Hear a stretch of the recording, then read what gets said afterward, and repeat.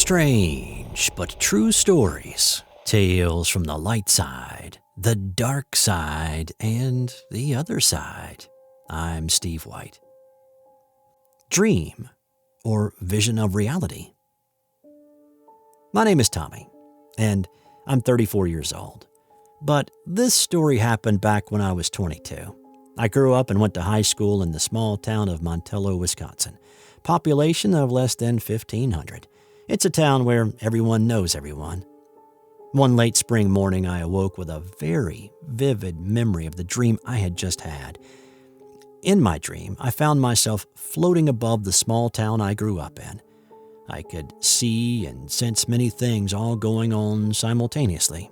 It was like I was able to see many places all at once, like my vision wasn't confined to my two physical eyes just looking at one thing. It was as if I had many pairs of eyes in every place and at every angle I wished to see. It's kind of hard to explain. Anyway, I found myself fixated above a small river that ran right through downtown. There was a small red pedestrian bridge behind some of the local bars and businesses crossing the small river. I focused in on two people approaching the bridge, walking at a normal pace. I then realized that it was my good friend Mike and his girlfriend. As they got closer to the bridge, I watched Mike pull his cell phone out of his pocket and then suddenly lose his grip and drop the phone into the river. I was able to see everything about the situation. I saw the phone enter the water as if I were watching from under the water. I saw the facial expressions on both of their faces. I could even remember what it smelled like and the distinct sound of church bells going off. It was like watching a movie in virtual reality, but being able to see as many angles as I wanted to all at the same time, as well as feel all the other senses associated with this scene in my dream. The last thing I remember in the dream was watching the phone get wedged between a log and a large granite rock. I could immediately identify this dream as being nothing like any other dream I'd ever had before. It was so real, vivid, distinct. I was about to just blow it off as a crazy dream, but my curiosity had gotten the best of me. So I decided to call my friend Mike to tell him about the crazy dream and possibly warn him to be careful with his phone around water. So I gave him a call. Went straight to voicemail. Tried it 2 more times with the same result.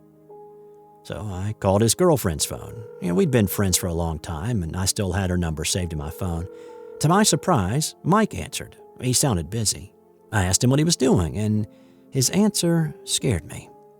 He said he had just dropped his phone in the river, and he was getting ready to go in to look for it. It was a very shallow river at that spot. So I proceeded to tell him about my dream that I had just had, and he thought I was just kidding. That is, until I was able to describe to him over the phone exactly where his cell phone had landed. Wedged between a log and a big granite rock, just like in my dream, that's where he found it. We were both in shock. And this was back when landlines were still popular, so when he saw that I'd actually called from my house phone, he knew something supernatural had been going on here. I lived 5 miles away from town. This dream and event really did happen. I'm not making it up. Somehow, I was able to leave my body at home and view something somewhere else that was happening in real time. I always took this experience as proof to myself of a spiritual world.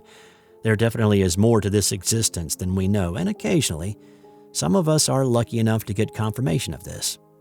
I consider myself lucky. This has been another strange but true stories. 3 stories sent to us by viewers just like you. So what do you think? Let us know in the comments below. And if you have a story that's similar to these or a paranormal experience that has happened to you and you'd like to share it with us, send us an email to strangebutTrueStories2@gmail.com. Subscribe if you haven't already, and sign up for notifications to know when the next SBT video drops to the channel. Thanks to all those who have, and thanks for watching this video. I'm Steve White. Until next time.